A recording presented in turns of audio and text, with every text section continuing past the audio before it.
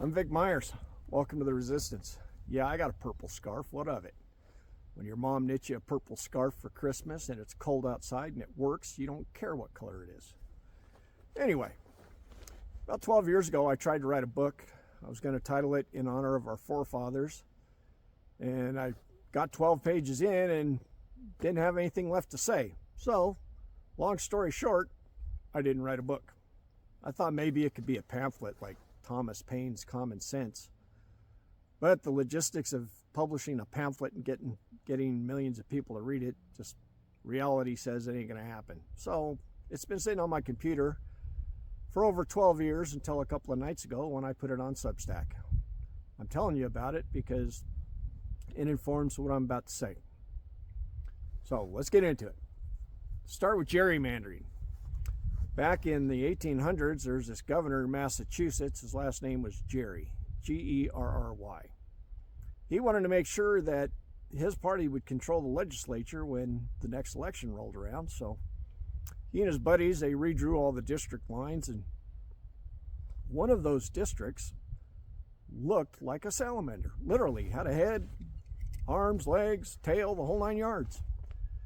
Boston newspaper was upset about it, so they wrote an editorial and they called it a gerrymander. And that's where the term gerrymandering comes from. Anyway, between gerrymandering and Citizens United, the representative part of our representative government is all but gone. Mostly because people they don't vote, they don't pay attention, they don't think about what they're seeing on TV or TikTok or YouTube or what have you. They just take those sound bites and let that decide who's going to vote or how they're going to vote. So, gerrymandering, set that over here for a second. And Citizens United. What can we do about Citizens United? Well, in my piece, In Honor of Our Forefathers, I proposed an amendment, a constitutional amendment that says representative districts in America must be drawn in such a way as to ensure competitiveness. In other words, no red districts, no blue districts, just competitive districts. The other part of the amendment says that if you are going to contribute to a campaign, then you must have agency in the district of the campaign that you're contributing to. In other words, if you want to donate to a county commissioner candidate, you've got to live in the district that county commissioner is going to represent. If you want to donate to a congressional candidate, you have to live, or your business, corporation, club, whatever, has to be headquartered in that district. You want to donate to the governor's race in Colorado next year? Well, you better be a citizen of Colorado or have a business here. Otherwise, mind your own damn business. That's the idea of the constitutional amendment. Now, getting a constitutional amendment like that passed is near impossible. It would take an uprising of the people, the likes of which we haven't seen since 1776. But it is possible. If enough of us were to write and call and continuously tell our representatives that that's what we wanted, then we can make it happen. But will we? I don't know. Another idea, though, is to go to the courts. See, in 1919, there was a Supreme Court case called Schenck versus United States of America. I won't trouble you with the details of all that right now, but it was a free speech case. And the decision was terrible, in my opinion, and apparently in others' opinions, because in 1969 it was all but reversed.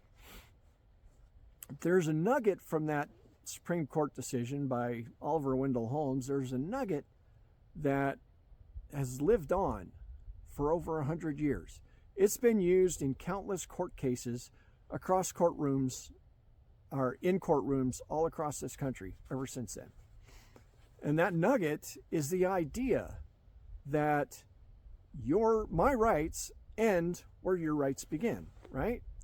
Yes, I have a right to free speech, But I cannot stand up in a crowded movie theater and yell fire, because it would cause panic and harm to others.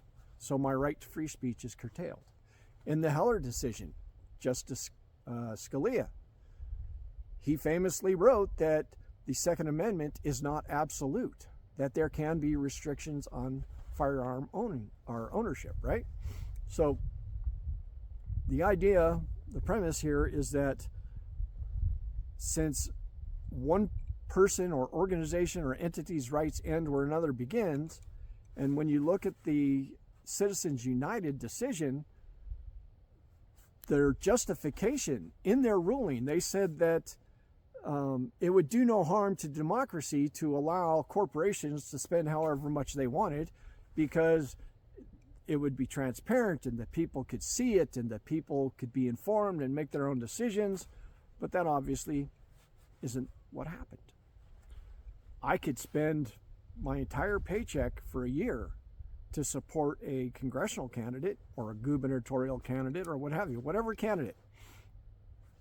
I could spend my entire paycheck on that to try and get that person elected, and somebody from Wall Street or Silicon Valley or Big Pharma or Detroit or Washington, D.C., or a combination of those people, they could spend so much money on the other candidate that my contribution, my political free speech, would be essentially killed, right? I would have no free speech in that instance. So the idea is to take the Schenck decision and file a court case. I'm no lawyer. If I was a lawyer, I would try it myself. I'm no lawyer. Maybe you know one that would do this. Maybe it needs to be a single person filing the case. Maybe it needs to be a class action. I don't know.